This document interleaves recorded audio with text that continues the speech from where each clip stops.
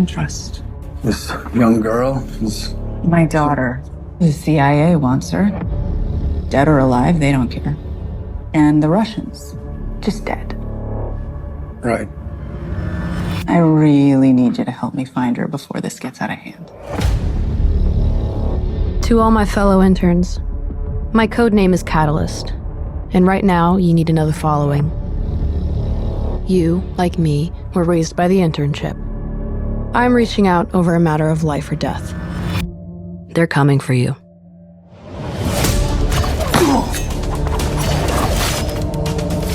Same team, love. Who are you? I'm with Catalyst. Get in! We're here to see Vlad. There is no Vlad here. In a place like this, there's always a Vlad. Forced us to fight, trained us to kill. It made us what we are today. So, we can choose to hide and mope and pretend we're something that we're not. Personally, I'm really tired of hiding. Tell Vlad to call me. You find Catalyst, you find the interns, and you find the mole. Unless the Russians find them first. I put our van at the end of the trail, so if any of us get separated, that's where we're meeting up. I'm an ally. How can we trust you? You really have any other options? Game on. So what team? Let's go meet your mom. Someone set us up. Were you just gonna shoot me now?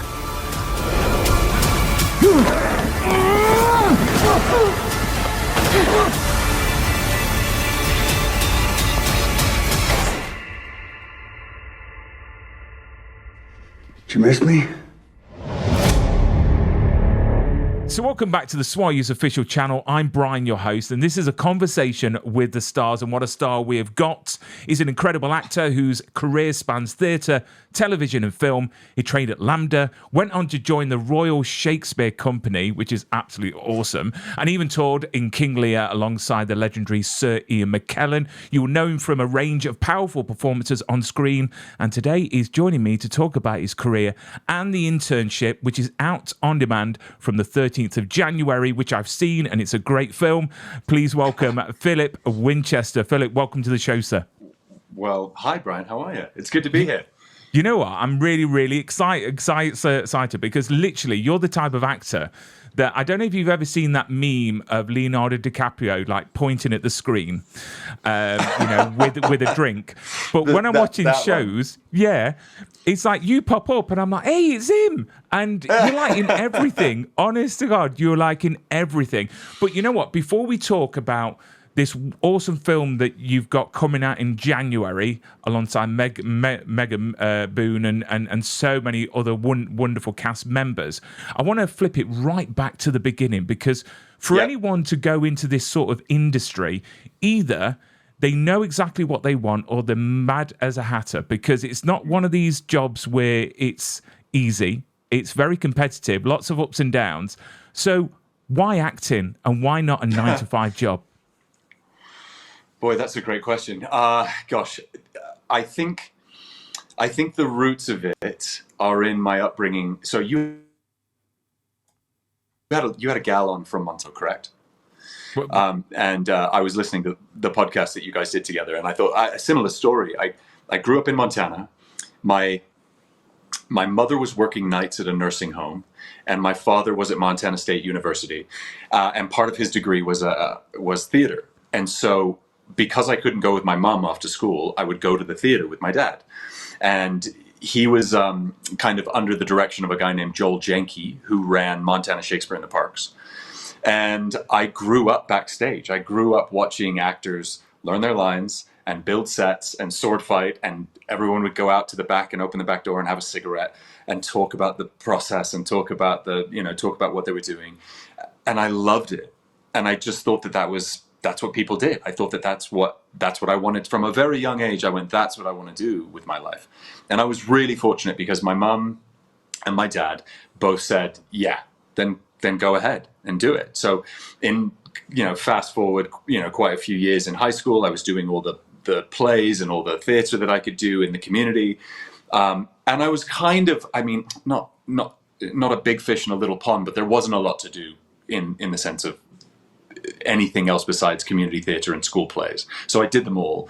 And then Steven Seagal came through town my sophomore year, junior year. And he did a movie called The Patriot, which was not The Good Patriot with Mel Gibson and Heath Ledger. It was The Patriot with Steven Seagal. And I got a role in that. I got a speaking role in that. What was brilliant about that, though, was the director was a guy named Dean Semler, who's actually a fantastic DP. He did Dances with Wolves. He did Waterworld. He was the DP on Apocalypto. And he just took me under his wings. And he said, right, I'm going to teach you camera etiquette. I'm going to teach you technique. And he was just he opened this door for me into film. And I went, okay, this is definitely what I want to do. My mum and dad said, right, you're not going to go to Hollywood. You're going to go to London because my mum's English. So I graduated high school on like a Thursday. On the Friday, I moved to London and I started auditioning for drama schools. Wow. So it's all down to Steven Seagal on the reason why. Yeah. Excellent. I mean, you come to London, there's so many schools. You went to Lambda, which is it's such a big, I mean, I could list so many great names along with yourself that has gone through that school. So why Lambda and not RADA or Central Speech and Drama and all that jazz? I mean, why Lambda? It's really simple. They're the only ones who said yes. No, that's not okay. I did get into a couple actually, but I had auditioned for RADA in New York actually with my dad. My dad and I flew out to New York while I was still in high school. I auditioned for RADA. That didn't happen. And then, so I was like, okay, well, I'll fly to London. I'll try out for some drama schools. My first drama school audition was at the Drama Centre. Now, I don't know if you know any stories about the Drama Centre, but they're notoriously brutal. Tom Hardy went to Drama Centre, and I rock up. It's in this old abandoned church kind of thing, and I remember what I was wearing. I had on out of jeans, and I had this I thought it was really cool. It was this yellow shirt, this yellow collared shirt, and it was like Armani or something like that. And I walked in, and I did something from Zeus Story and Henry V, right? And I remember doing it, and they were just there was 5 people at this table, and they were just they were watching, and then one of them just went, okay, stop. Do you really want to be an actor? I went, yeah, no, this is my first experience with drama school auditioning. I said, yeah, no, and I was very American and very green and kind of a puppy about it all. And then one of them said, oh, okay, well then do me a favor, be yellow.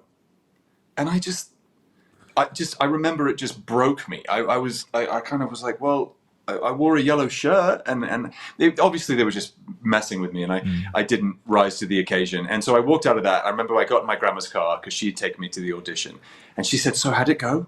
And I went, well, I don't think I'm going to go there. I don't think that one's going to happen. And then the very next week it was I think it was Arts and Ed, and then it was Central, and then it was Lambda, and Lambda was kind of down the list in terms of it was like the 3rd or 4th audition I had to do. And I remember there was a guy there named Rodney Cottier, who's still the head of drama at Lambda. And I guess he saw something, because I did my audition, and it was in the McCohen Theatre, which is no longer there. And he said, right, yeah, come back and have a chat. And I had a chat, and within a week they offered me a spot. And so I think probably looking back on it, actually it's the realization is happening now with you, Bryan, is I probably had the 3 or 4 auditions to kind of wet my whistle and break myself down and really figure out the process. And by the time I had Lambda, I was more confident and more sure of what I was doing, even though I didn't have the bloody foggiest idea what I was doing. And so they offered me a spot, and I lucked out and was able to do the 3-year drama course, which was back in 99 I started. Wow. I mean, there's a lot of schools out there that I've got friends that have gone to RADA and the other ones, and what they've turned around and said is that there's certain schools that break you down, a bit like the Marines. They break you down and make you into what they want to make you, when the good schools are there to give you the tools in that toolbox for you to become, that performer, Right. that actor, and to give you those skills to sort of navigate those emotions to bring out on set when you need them. I mean, looking back now, is there a lesson from LAMDA that still shows up in your work today without you even realizing?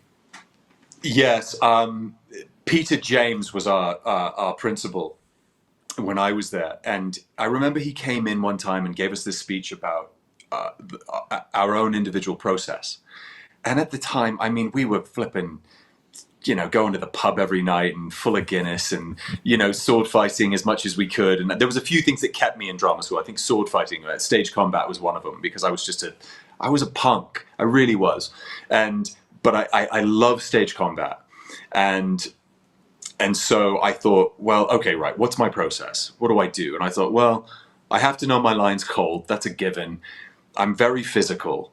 And so I try and find my character from the physicality first. And so looking back on that, it was one of those things that went in without it really knowing that it went in. So it was finding my own process, being cold on my line, knowing my lines cold, building my character from the ground up.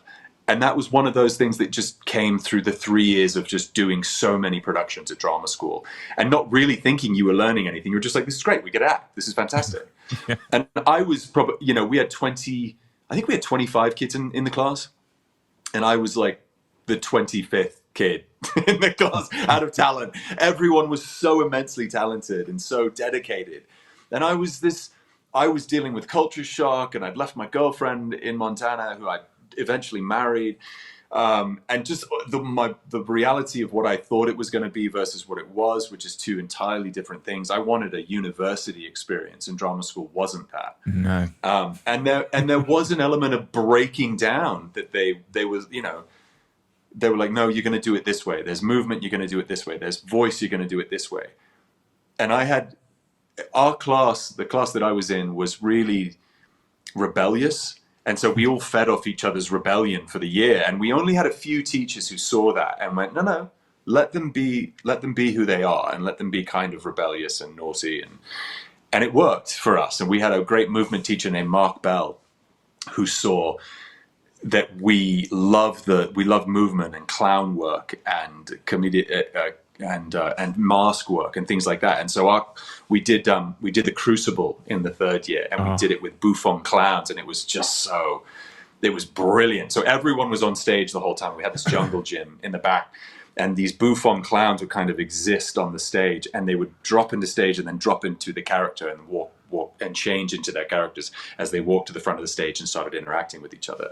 And that was one of my favorite productions that we did. Oh, the Crucible. So there's a long way of answering. Yeah, I mean, I missed out because the final year for me, the year before they did the Crucible, and then my year we did Cabaret, which was fine. Yes, that was fine. So I played the lead in Cabaret. Absolutely loved it. Absolutely, really did. And it's funny you say about that. You quite liked stage fighting and everything like that, because I once did a short film and ended up getting my nose broken because we rehearsed and we did all the routine and then the choreography, and as the camera spun past us, the person I was fighting with went out of sequence and actually hit me, and I spun, that's the worst, hit the bar straight across my nose. So it's fun, but it can be dangerous as well. I mean, yes, it can. And then obviously you go from LAMDA, which, is there any other names in the year that you were in that you can mention that we might know? I'm trying to think. I think, a lot of people ended up doing theatre. Matthew Bolgo started doing theatre, Pepe Balderrama, Ryan Kidgel. I'm trying to think who else is doing stuff in the UK at the moment. It was funny because you're so tight with your class by the end of those 3 years. And then you graduate, and it's like dropping a jar of marbles on the ground. Everyone goes off and tries to make it work, right? And I'd been really fortunate and booked a little indie horror movie called LD50, which we started filming right after I graduated. Which was with Tom Hardy, it was with Mel B, it was with Catherine Town, and I think the movie's probably dreadful, but I got to work with these really great actors. And we shot it at Pinewood Studios and in the Isle of Man. And so I really I lost touch with an awful lot of my class really quickly. And now throughout the years, as it happens, as life happens, you realize that those relationships are really important. And I have been able to, I was the best man at Justin Davey, my buddy who was in the classroom. He was my older brother, really. He took me under his wings and taught me how to drink a pint of Guinness and how to be relatively sensible. Sensible. So I know for a fact there's going to be so many stories from your theatre days that we might not be able to share on here. Wait. Where did you go to drama school, Bryan? So I went to Nottingham. I went to Nottingham University, and I had friends that went to Guildford, to Leicester one, De Montfort. I did I did a BA honours degree in performing arts. So brilliant. I didn't go to drama school. I wish I did, but to be fair, I'll be honest. I actually, I went on to do a bit of work in the West End. I was in I was in Casper the Musical. I did a few review shows for Cameron McIntosh, but then it got to the point where my skin wasn't thick enough for the industry because you were going for auditions, and I'll be stood there in Pineapple Studios, and you'll be queued up, and the casting directors would come down, and they would just tell you to go home without even seeing you perform, act, or anything like that, because your eye colour's different, your size is different, you're not tall enough, you're not thin enough. And I got to the point where, why do I want to always be spending money, coming to these auditions and actually not even getting past the first bit? But you know what? It's fine. I've done everything I've wanted to do, and I'm happy. This is why I started doing this, because I needed to do something creative, and this was born out of the pandemic. Because for me, it was driving me crazy. So now I get to speak to wonderful people like yourself that I admire and think is fantastic that you do what you do, which is incredible. And one of the things I wanted to speak about next was the Royal Shakespeare Company, because Shakespeare is one thing that many actors are scared of, because not only is it memorization of this wonderful, words from the page, but it's also the actual performance side. I mean, you were in King Lear, and I've got a poster here. Actually, I've got a picture of you here as Edmund. There you go. I mean, what was that like? Because not only were you in King Lear, you were in King Lear with Sir Ian McKellen. I mean, what was that experience like? Because you toured the world and then went onto the West End. Bryan, to be honest, it was probably like a real Kairos pivotal moment in my career. Up to that point, I'd done, some indie films, and I'd come out to Los Angeles and shot a pilot that got picked up, and then unfortunately didn't actually end up going anywhere. So I'd had a taste of Hollywood. I'd had a taste of being in a big budget movie. I did, Thunderbirds came through England, and I got pegged as Scott Tracy. And then this came around, I think, so this was 2006, like Christmas 2006. I came to London to do Christmas with my mum's family. And I met Trevor Nunn and auditioned for him. And he, I think I came in very English. And, I have what's called AA, associative accent. So like with you, I'm very much English. And then I'll go talk to my wife and and my girls, and I'm like, hey, behave. And I'm American again. And so I think Trevor saw this and was like, oh, you're going to be great for Edmund. I was amazed, incredibly, I was offered this role. I accepted it. I had to move from Los Angeles to London. We started rehearsal in, I think January, February, 2007. We rehearsed for about 3 months, and then we opened in March in Stratford-upon-Avon. There's so many aspects of that experience that were just incredible. For me, theatre is so beautiful because you do get to dip so deeply into, quote unquote, the process. So for 2 months, we sat around a table, it felt like. For 2 months, it was probably a month and a half, before we put this thing on its feet. And we read the script, and it took ages, because every line, either Trevor would have a story or Ian would have a story. Oh, and I remember when so-and-so did it. And this is how they chose to do it. And Trevor would say, no, I don't know if it was correct. And then he would have a story. it was so beautiful, to sit with these two epic director, this epic director, this epic actor, and all the stories that came out of the process of reading the script. And then we finally put it on its feet. And then we got to Stratford-upon-Avon. And now this is at the time when they were still, the Courtyard Theatre was the mock-up for the new main theatre that they were going to have, this huge thrust stage that they were using. So we opened in the Courtyard Theatre. We ran in Stratford-upon-Avon. I think we did a couple months there. And then we did, this is incredible, we did Newcastle, which is...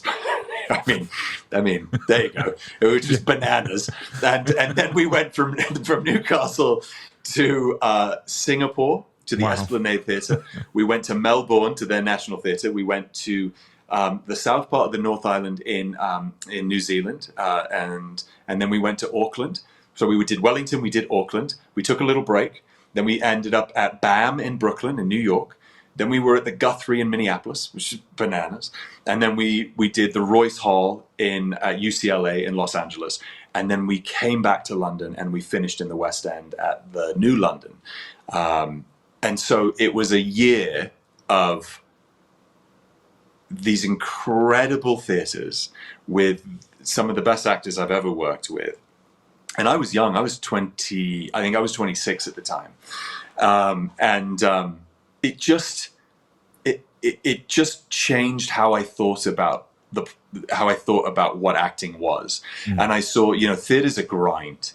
I think we were doing 8 shows a week, and I think they do even more now because I think you do 2 on Saturday and 2 on Sunday. And we were doing it in rep with the Seagull. So 2 really happy plays. We weren't depressed at the end of this year. I was gonna ask regarding the memorization, because it's one thing doing it for a whole year, but when you start to get comfortable with the text and what you're doing, I read somewhere that you forgot some lines, which I completely sympathize with. What was that experience like? Because that must have been like the worst experience for someone on stage at this caliber. So Edmund has a lovely monologue that he comes out and he says, "Thou nature art my goddess, to thy laws my services abound. Wherefore should I stand in the plague of custom and permit the curiosity of nation to deprive me?" And he goes on, right? It's like a full page of Shakespearean text. We were in Wellington. Peter Jackson was in the audience. The Toy Facada Drama School was there. And I was like, fuck yeah, Peter Jackson's in the audience. Like, he's friends with Ian McKellen. He was doing... they were going to do The Hobbit, right? They hadn't done The Hobbit yet, and they was going to do The Hobbit. We're going to get jobs in The Hobbit. We're going to work with Peter Jackson. I'm going to show him that I'm the guy. I could be in The Hobbit as well. I'm going to show him. And I get down, and I started sort of kneeling, like prostrate on the stage, and I look up, and these lights hit me, and I start the speech, and it's this taking the piss out of religion and taking the piss out of God. And I look up, and this spotlight hits me, and for some reason it was slightly off. It was slightly in a different place than where it had been in some of the other theatres we'd been in. And I swear to God, the only thing that I could think about, like I went, "Thou nature art my goddess," and then it was just flipping crickets. And I went, okay. And the first thought that came into my head was this really random thought, which was, I wonder why badgers have white stripes on their face. That was it. That's all. That was it. That's all that I had in my head. And then I think my buddy Ben Mages, who played Edgar, he saw it and he heard, and he just comes out and goes, "Edmund," and I went, "Yes!" Like he saved my ass. And so that was. It was just the worst dry I've ever had. Cut to post show. In the balcony, we're all having drinks with everyone, and Peter flippin' Jackson comes up and he goes, "Well, that was an interesting cut, wasn't it?" But thing is, and I knew that I wasn't going to be in The Hobbit. No, you can't get away with it. You can't, because everyone knows it. Everyone's quite familiar with it. Because I've had times where I've froze on stage and I've just ad-libbed and no one's had a clue. Sure. Even singing. But not with this. You know what I mean? So, bless you. I mean, do you know? Dreadful. I mean, looking back, have you thought to yourself, why? Because that must be like such a frustrating thing for yourself, because obviously you don't want it to happen again. I mean, Yeah. what did you put into place so it didn't happen again? You know, I mean, of course, I immediately was backstage, just deep in the text again, and just opening my script, my dog-eared script, and I didn't want it to happen the rest of the night, obviously, because it just, that feeling of dread that comes over you, that washes over you. We actually had a class in drama school. It was with this brilliant teacher named Mark Bell, where we would artificially create these moments. So you would get up in front of the class by yourself and you would tell a joke. And, you know, you get a laugh the first time, and then you tell it the same joke again, and about half the people would laugh. And then you would tell it again, and nobody would laugh. And then you had to tell it like 8, 9, 10 times. And so you would artificially create this sense of dread that washes over you when you dry. And I just, you know, I do remember from that class that time is actually false. There is this, you think it's 5 minutes, and it's been about 8 seconds, right? But with that particular moment, I knew that I was buggered. I knew that I wasn't, you know, why do badges have white stripes? I mean, that's not going to get me any closer to the text, is it? And so I knew that I was screwed, and I went backstage after that. I grabbed my text, I grabbed the script, and I went over all my other scenes and my blocking and everything. And I was like, right, look, I buggered that. That's my biggest speech in the whole play, basically. I'm going to get the next one right, and I'm going to get the sword fight right, and I'm not going to make an idiot of myself any more than I already have. And so it was just, again, it was returning to the work. And it was that, and that's been what's, because it's different in film, right? I mean, you try in film and you go, sorry, everyone, can we do it again? Or you try and work through it in a way that maybe you can fix it. But with theatre, with all those eyes on you and with everyone knowing the text, I remember one of the stories that came out from that month in the table read was a Trevor Nunn story where he said they were listening to a performer do Hamlet. And he got up there and he said, to be or not to be, that's the question. Instead of that is the question. And the audience gasped. They went, oh! You know, how dare you?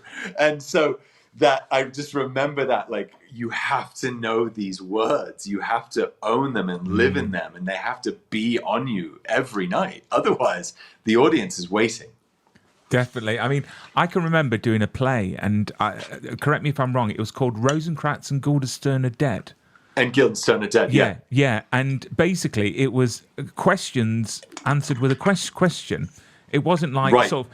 And I can remember being on stage and I had to put down props on the table and around for me to remember. I didn't write anything. It was just like I associated the next line with that prop. So I had to go around and walk it and stage it like that. But I admire anyone because I've got a shocking memory. So what is it about theatre that theatre gives you that film doesn't? Rehearsal. For starters, right? Those lovely aha moments of, oh, this is what it is. Or this is what I think it is, coupled with the work that you're doing with your scene partner and the opinion of the director. You get to really put it all out on the stage or all out across the table. Your script is dog-eared and marked up and everything. And then cut to, you get a job in a television show. And it might be a guest role, which is one of the things I'm doing right now. Is I'm working on a show called Ransom Canyon, which I have a recurring role in. But I have a guest role on this series called NCIS Origins. I was literally playing golf with some buddies up in northern Montana on a Sunday. And on a Monday, when we're coming back, it was like a 7-hour drive or something. I get a phone call at 10 o'clock in the morning from my manager saying, you booked that job on NCIS Origins. You're on the 5:15 flight out of Montana tomorrow to Los Angeles so you can do a table read at noon. So you have no time to prepare.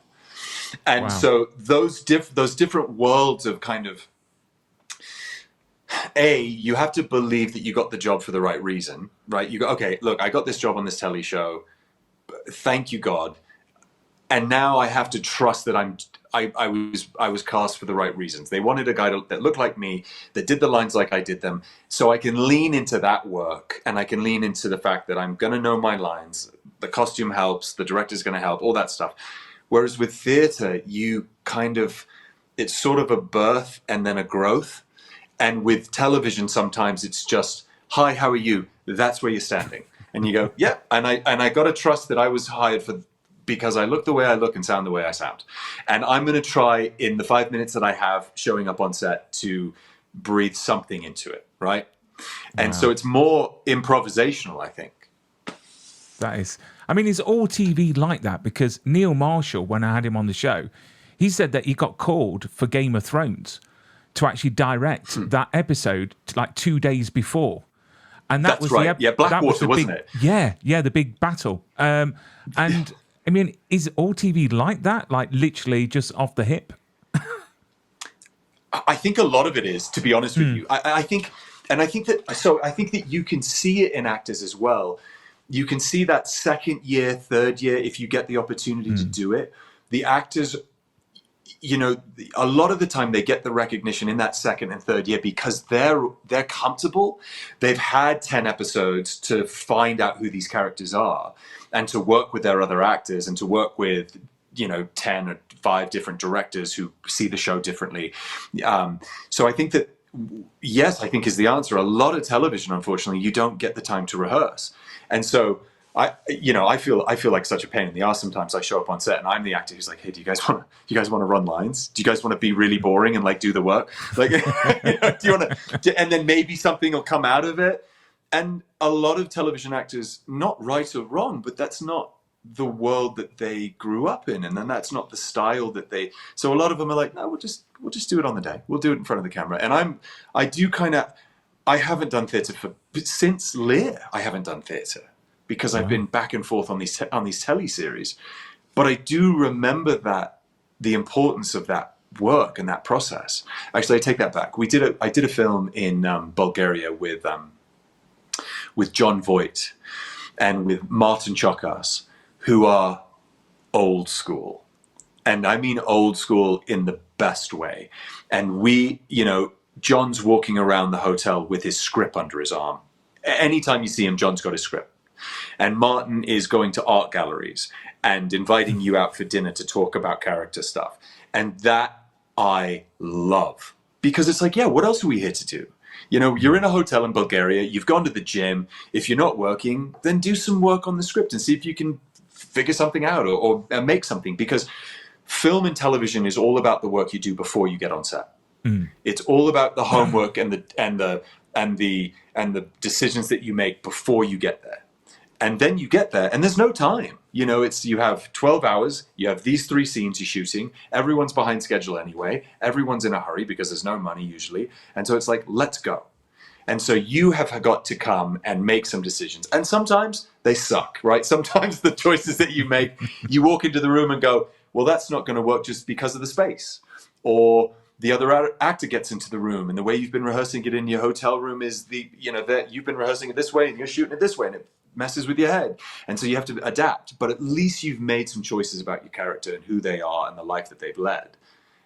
And that's all done in your hotel room or on the flight or, you know, instead of doing it across the table with the other actors usually like you do in theatre. I mean, a lot of TV as well is very fast-paced, isn't it? It's not like film. Yeah. They basically just want to shoot and get onto the next scene after the next scene after the next. I mean, when you were starting out, so you came from Lambda, then you did Royal Shakespeare Company. Did you have like a plan in place in what you wanted to achieve in your career? And if you did, has it changed since having kids? Because it must, your priorities now have sort of shifted in the most marvelous way. Because I've got to say, I'm a father of two small girls, and my life completely changed as soon as they were born. It was magical. So, how has that changed your approach to the industry in your career? Okay, so there's 2 parts to that. So, in the early days, I would have done anything to be an actor or be on a film set. Like I slept in my car in Los Angeles, not for a long time, but I did it. I slept on buddies' couches, and I wanted to. So I think it's sort of embarrassing in the sense of like I did want to be famous without knowing what that meant. And this is pre-TikTok. This is pre influencers, and really the only way to be recognized on a big level was through the media of film and television, right? And the internet was there, of course, and it was coming out, but it wasn't doing what it's doing now. And so I did have a little fame bug in the beginning, or the desire.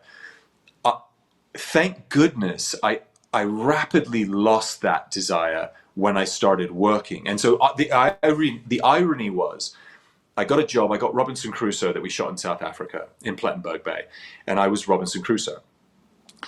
And it was so hard. We were filming so much material, and the hours were insane. And I was losing weight. I couldn't train like I was used to training. I couldn't, they would change the script at the last minute, and I was learning on the hoof. Oh, I remember the pilot script of Robinson Crusoe. I just learned it like theatre. And then the fucking night before, they changed everything. And I was like, well, what are you doing?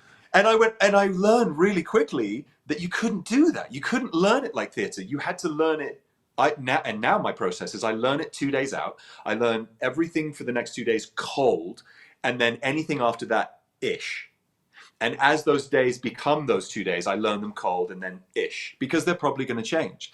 And so to answer that first question is I desperately wanted to be famous, and then I learned that that's not going to work.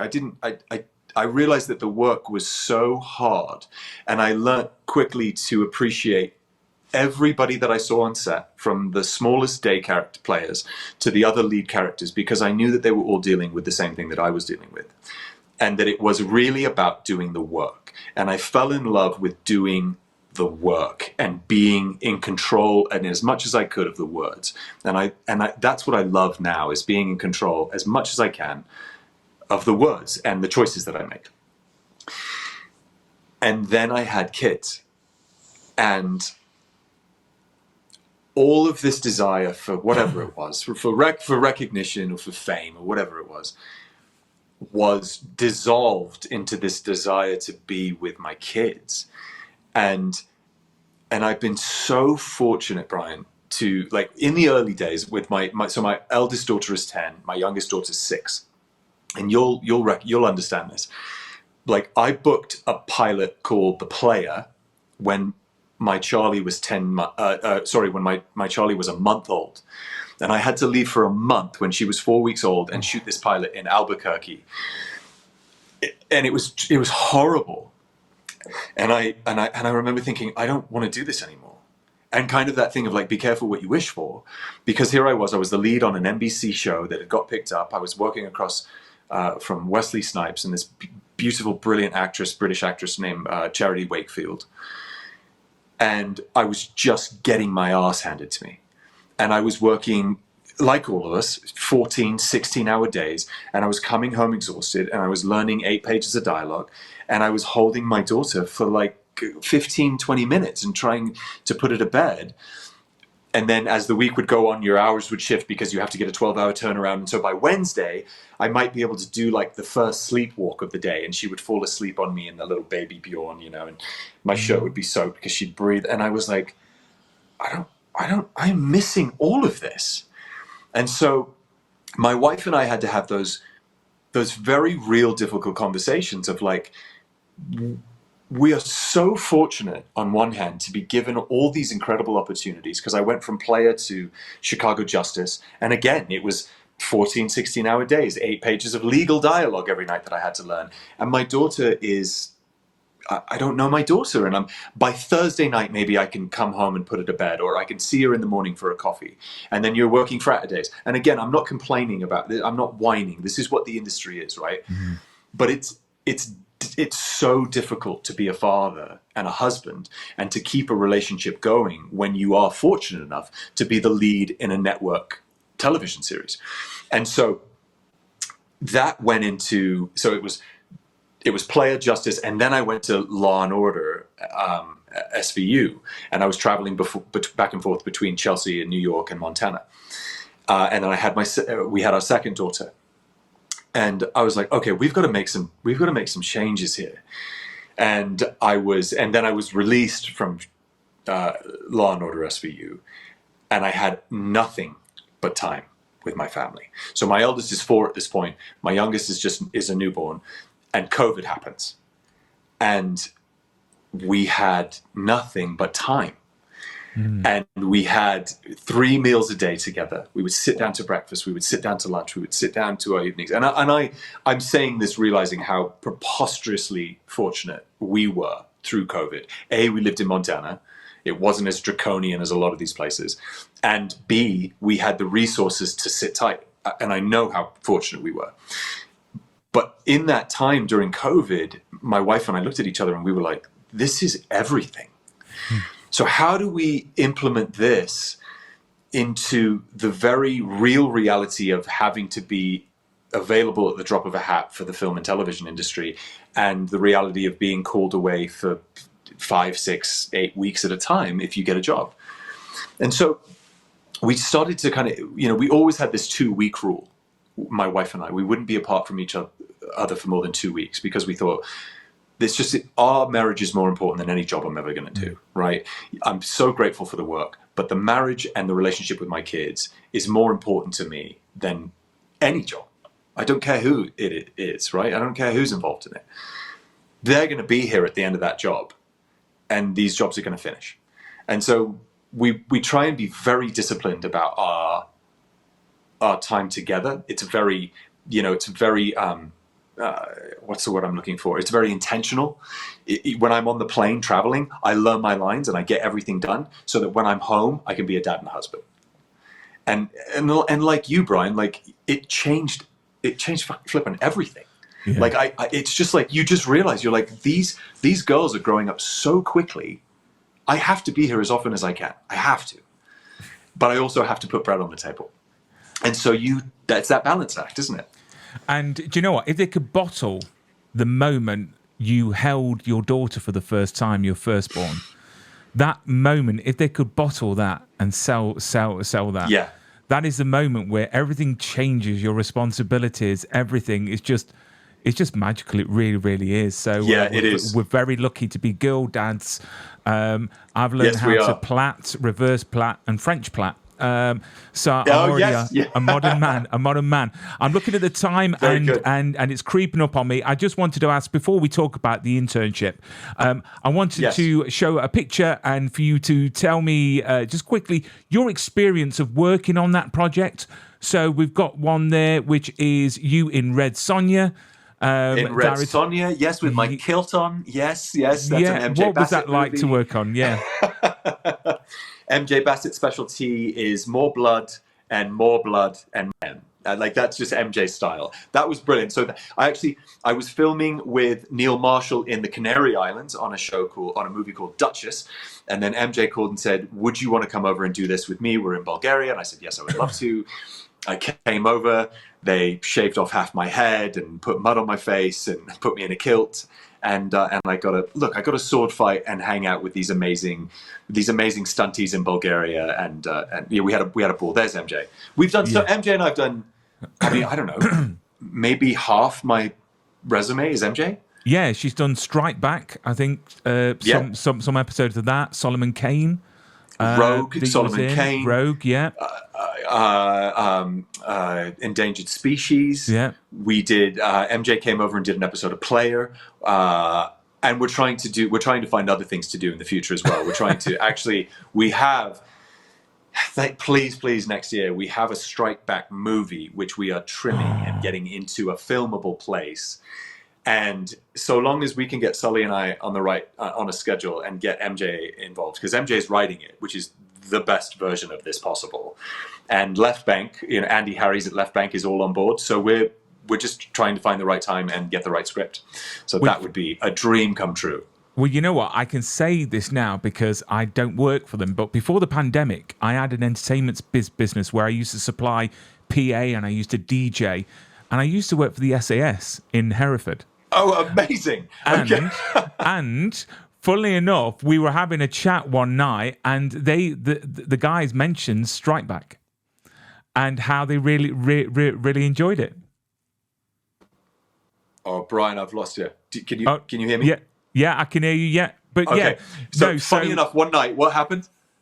So they at one of the winter gigs, they were just chatting, and I was just chatting about how shows on TV and how they portray, action and military and everything like that. And one of them actually mentioned Strikeback and how he liked it.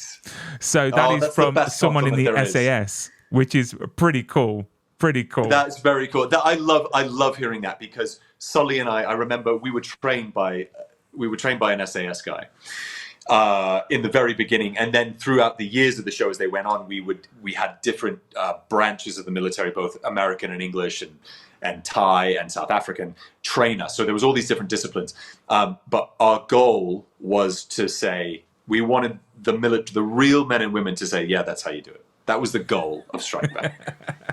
So it's lovely to hear that. Which you certainly deliver, and I cannot wait for this movie potentially for next year. It would be great. But let's talk about The Internship, because I watched this film a couple of days ago. I got an early screen, and this is going to be released on the 13th of Jan.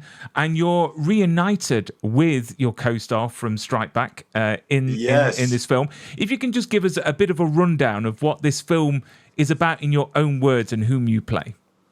Well, I'm glad that you've seen it. I haven't seen it yet. No, I haven't seen it. I don't know how it turned out.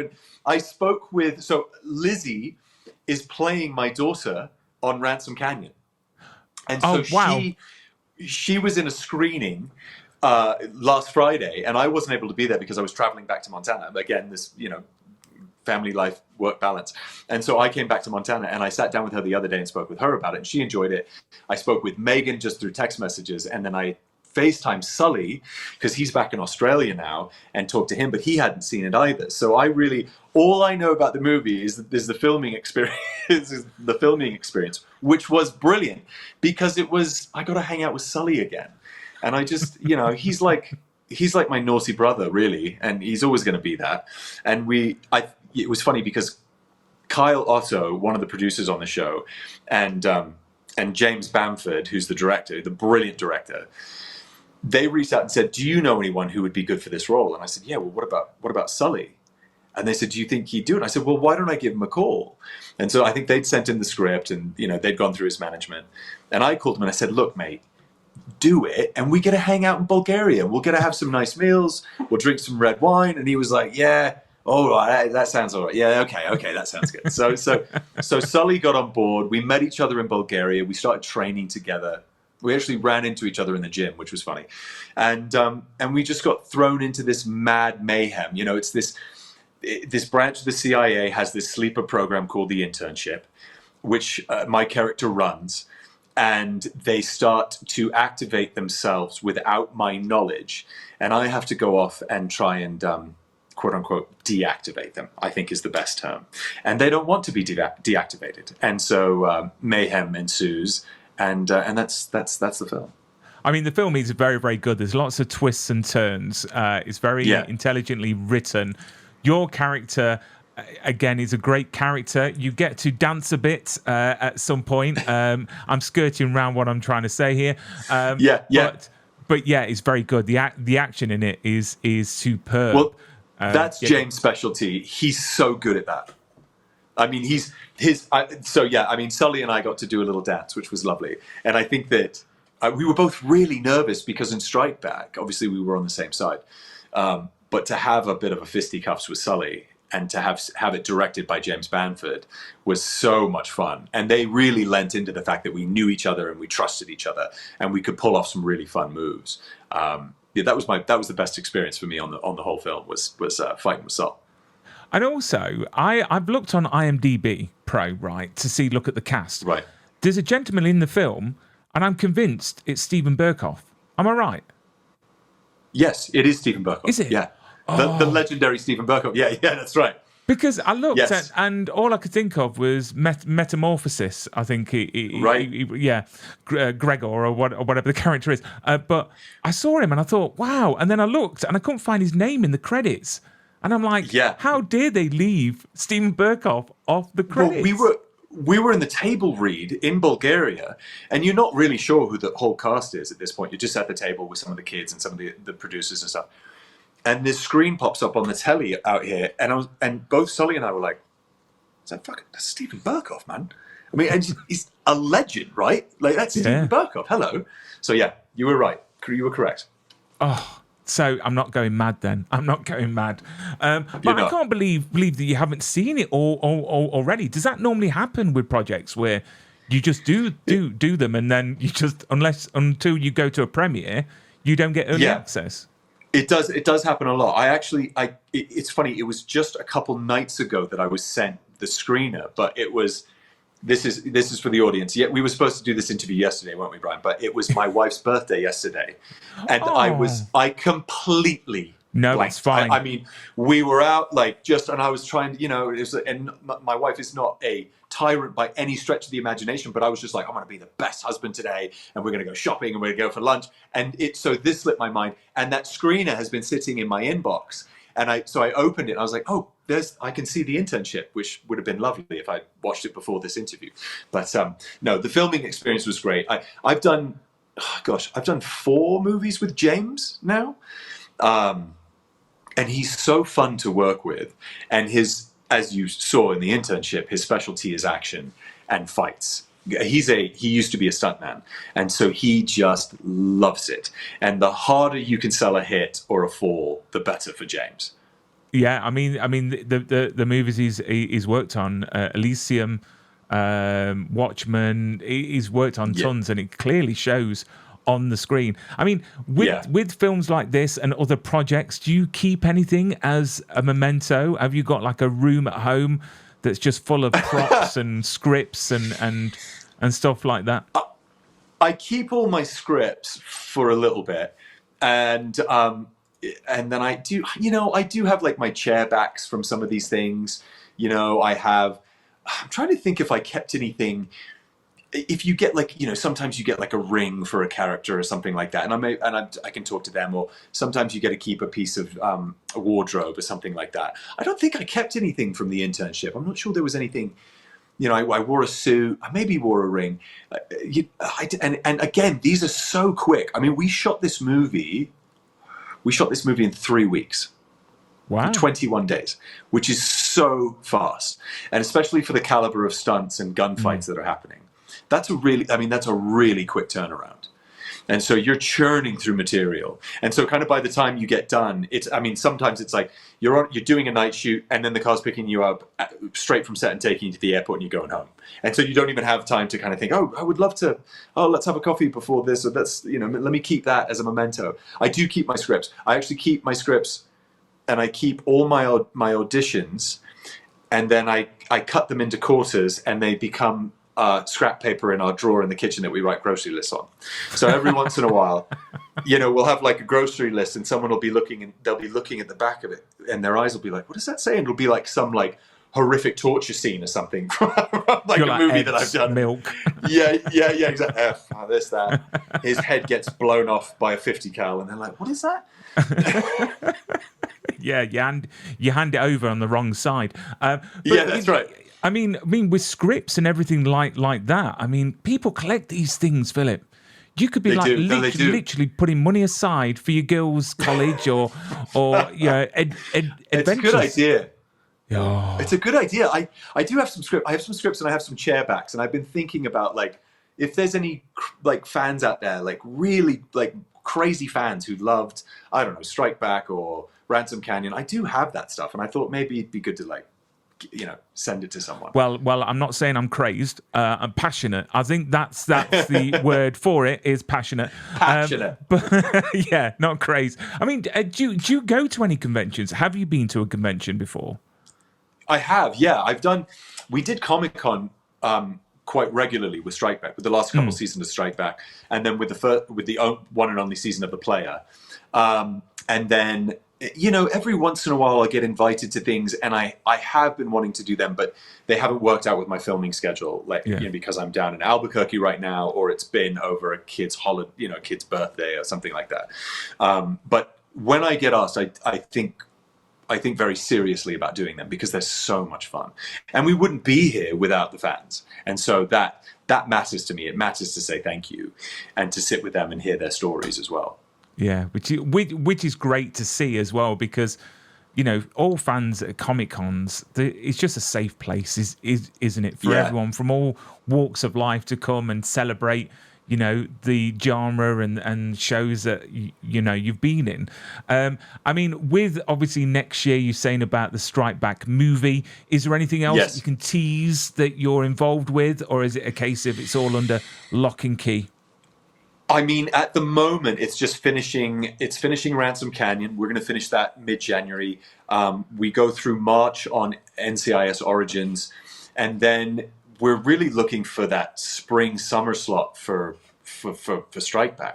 And so I'm kind of holding that one in as much as I can open for the possibility of doing Strikeback. I don't have anything planned after that. We'd love to do another season of Ransom Canyon, and then NCIS Origins is out there as well. So really fortunate to have these irons in the fire, but Strikeback is the kind of a placeholder right now for the summer, because I think we want to go out to Bangkok or somewhere out there, Bali, something like that, and shoot in hot, wet, humid climates. And so that's the big one right now that I'm putting all my hope into. MJ's just tuning the script, and Sully and I are trying to keep in as much shape as we can, with the hope that we get to shoot it in 6 months. And where's the favorite place that you've been to shoot anything? Where's your best location to date? South Africa, by far. And it's incredible. And did you go sightseeing in South Africa? Did you go to Boulders and Simonstown and places yes, like we that? did. I mean, we were really busy on Strikeback, but because the cast was so tight, we did Simonstown, we did the Garden Route, we went to Plettenberg Bay, Knysna, we went to Knysna, PE. been there. We did. It's incredible. So that's where we did Crusoe. Oh. We did Crusoe in Knysna because it's paradise. Oh. We went shark cage diving in Seal Island. I mean, it was fantastic. And then we did, when we were up in Joburg, you're more inland, and so we would go off and do safaris and day trips and things like that. But Africa's just, all of it's incredible. It's beautiful, and it's spicy. I think that's why it's fun, because it's a little bit spicy, and you never know what you're going to get. But I think that adds to the beauty of it. I just love it there. I mean, I was putting something in the boot of the car, and we was at Cape Point, and someone was shouting at me, and I didn't realise there was a baboon about 6 foot from behind me, and I turned around, and this baboon was enormous, and I think I made a noise from not my mouth, and then I came around the car and got in there. But it's a beautiful country. So who knows? You might be going back for the movie. Who knows? Or Fingers Bali. crossed. Will you take the girls with you? Will you take the wife? Yes. Is that an option? Yeah. In that case, it's because because the COVID stuff, thank God, is over with the bubbling and that kind of thing. Now, anything over a certain amount of time, and it's we just have to pack up the family and move. And they're so good about that, and they love traveling. And my wife is so good at, we're very fortunate. She's a stay-at-home mom, and so she could homeschool them. But that would, and I think we're both looking forward to that. We're looking forward to that chapter. We traveled together for the first 6-7 years of our marriage.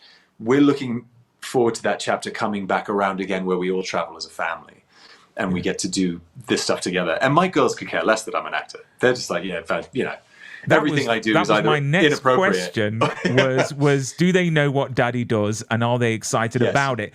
And does it make you feel now that you want to potentially do something? Because a lot of dads that are actors try and do something for their kids, being a project for them. I mean, is that something you would like to do?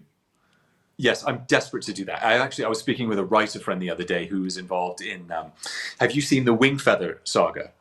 This animated series on Angel. It's just a brilliant book series about the Igby family finding out that they are actually the heirs to this incredible kingdom. And there's this, it's very Lord of the Rings meets Narnia, actually. And I was talking with him about it the other day, and I was like, I have to be involved in this somehow. If it becomes live action, even if it's not live action, even if it's just voiceover, I have to be involved in this somehow, because my girls are obsessed with it. And all my stuff prior to this is either they're not interested in Law and Order, they're not interested in Ransom Canyon or NCIS, and everything else prior to that's too violent. Everyone's swearing and shagging and shooting each other. They can't watch that. Like they literally, the only thing they could watch is Robinson Crusoe, which I did, flipping. I mean, crikey. I mean, I've been married. Megan and I've been married 17 years this December. Yeah, and don't that count was the back. first year of Don't our marriage. count back Yes, because it's shocking when you 16 realize years ago. how far time has gone. And when you have kids, it just goes even quicker. It does. But, I was looking, I mean, my girls are 12 and 8. And my 12-year-old currently, and my 8-year-old are obsessed with Five Nights at Freddy's. Oh, and I'm like, no, you're not allowed to watch the movie. You can't watch that. No. And then, no, but the other night they turned around and went, yeah, we've watched it. And I said, how on earth have you watched it? Where? Mummy told us we could. Oh, God. So I didn't have any say in it, but the great thing is they're obsessed with Percy Jackson. So I had Alex Ponovic on the other day. Oh, that's so cool. Who plays Polyphemus in season 2. So they were going crazy with that. So I cannot wait. That's so cool. Yeah. Yeah. We're being like very, because of what I do, I think we're very sensitive to what they watch and what they're allowed to kind of, because their imaginations are so pure, aren't they? And so we're doing like very much the 80s movies. We're very much like, you can pretty much watch any Disney show up to like 2010, and then Goonies. We're doing we're toying with stuff like Tommy Boy and Billy Madison because it's so outrageously rude, but it's really funny rude. And my 6-year-old's all about that. Like Dumb and Dumber, we watched Dumb and Dumber the other day, and Liar Liar, and they just loved it. Ace Ventura, we're all about that kind of stuff, that kind of real locker room humor and old adventure stuff. I mean, we're probably knocking on the door of Jurassic Park. We're not there yet, but we're knocking on that door. Yeah. Because it's so, I remember seeing it. I saw it for my 15th birthday in this old theater downtown, and I screamed at the top of my lungs with some of my friends. And we was like just holding each other's hands, screaming as the Velociraptors were chasing people. So we're knocking on that door. All that old stuff. Yeah, I mean, I've tried to introduce my girls to like Flight of the Navigator, Goonies, films like that, and unfortunately, because of modern times and technology and everything like that, I think it's ruined it for kids now. I mean, gone are the days where you watch the trailers on the VHS because you got excited about films to come. And that's all you had. You didn't have spoilers. You didn't have anything. So when you watched the film, you got so excited by it. And my dad had a deal with the video shop that I could rent any certificated film, even an 18, as long as it didn't have any sex in it. So I grew up literally watching Bruce Lee, Jackie Chan, all the Eric Roberts in Best of the Best and all that lot, because my dad was ex-army and karate teacher, and but you don't get that now. Kids are just like, I don't. I think they're not dehumanized. It's they're desensitized, aren't they? That's it. Yeah. So Five Nights at Freddy's. If I watched that when I was a kid, it would freak me out. Oh, now I'd be up for months. Yeah. Now they're like, oh, it's all right, Dad. It's all right. It's fine. Yeah. And I'm like, yeah. I didn't want to let them watch K-pop Demon Hunters because of the title. I was like, you're not watching that shit. I'm not letting you watch some bloody... And then we watched it, and I was like, oh, this is really good. Shoot, this is really good. I know. I was just about to say, I guarantee you liked it, and you were singing that song on repeat. It's all that plays in our car now. We get in the car. This is the other thing that changes compared to our childhood. Like my dad had this crappy Datsun, which the floor was rusting out of it, and it had a parking brick, not a parking brake. And I think he had the Bars, Beaches, and Ballads Jimmy Buffett cassette tape set. And we had like Best of Billy Joel. And maybe he had some like Bruce Springsteen and some Willie Nelson.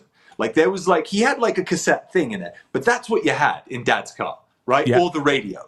You didn't say, I'm going to pick any song from any possible genre, any time of day and night, and you're going to be able to put it on for me, Dad. So now you get in the car and it's like, there's this like thinking in the back. And James, my 6-year-old, goes, Dad, play Golden. And Charlie's like, I don't know. Can't we do some T Swift? And I'm like, guys, you don't know how lucky you are. Yeah. Like, this is insane. Yeah, and I think that is what's destroying, I think, the streaming platforms. because we've Yes. got too much choice where at a whim of a button, we can just change it.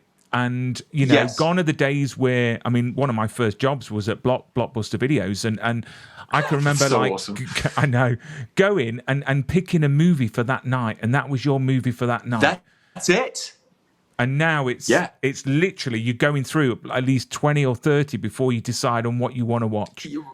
And then even then, you're like, if it doesn't hook me, I'm out. Like, you know, you just... You're on your phone. It started with music, and this thing started with, like, the option spoiled the ability to listen with any intent. Yeah. You know, it's like the difference between putting on a record and putting on Spotify.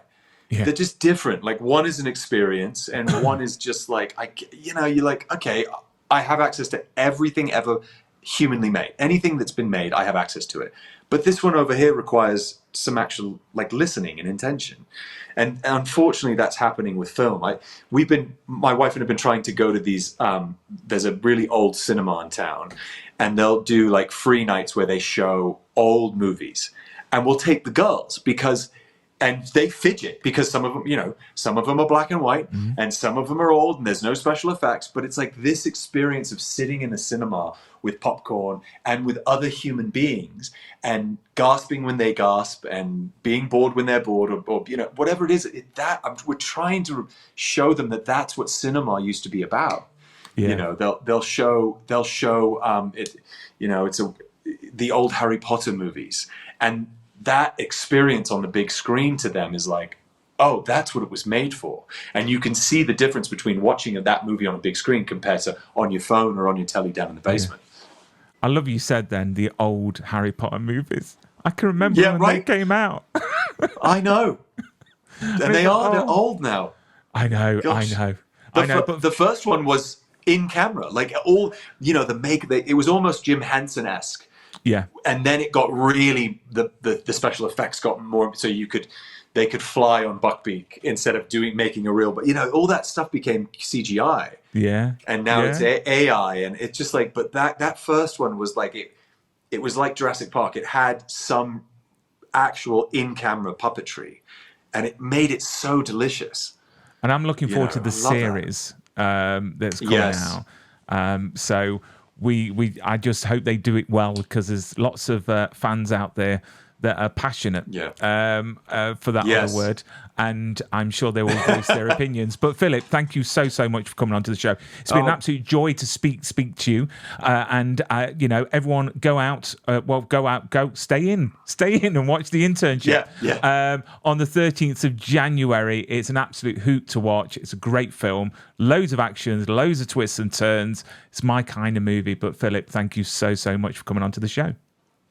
Bryan, thank you so much. It's lovely to talk to you.